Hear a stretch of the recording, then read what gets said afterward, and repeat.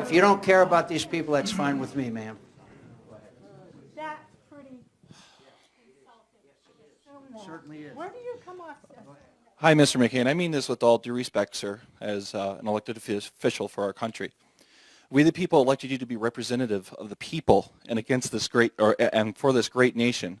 But for far too long now, and the rest of Congress, including the executive branch of government, along with the judicial and legislative, have turned your back on the American people and their core values and principles. I can say with great confidence and speak on behalf of all Americans that your actions against this country are treasonous. All of you, against the will of the American people, have aided and abetted the enemy. You and the rest of Congress, including the President of the United States, have went against the will of your people. In Syria, regardless of your position and vote, whether it is a yes or no, is still a political smokescreen. I believe wholeheartedly you do not care about the will and well-being of America or its people.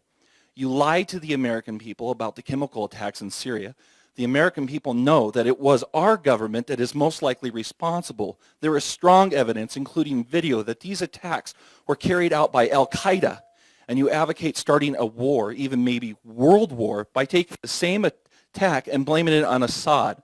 President Barack Hussein Obama has been supporting terrorism.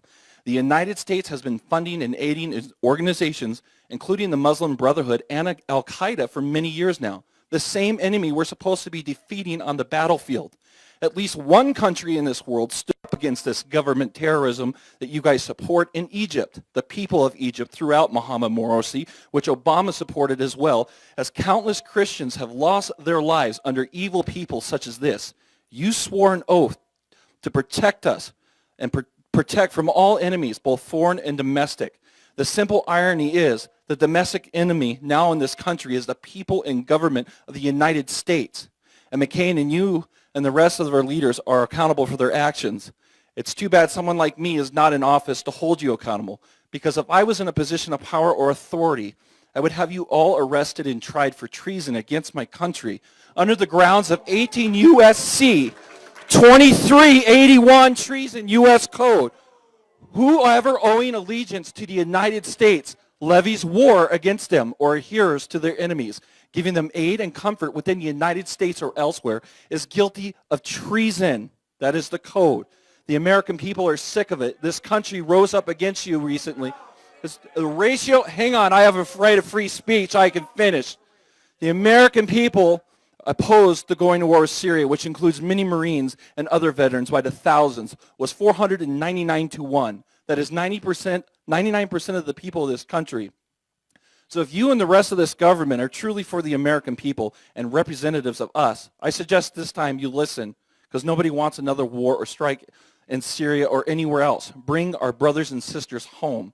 I am truly disgusted that you people are my leaders.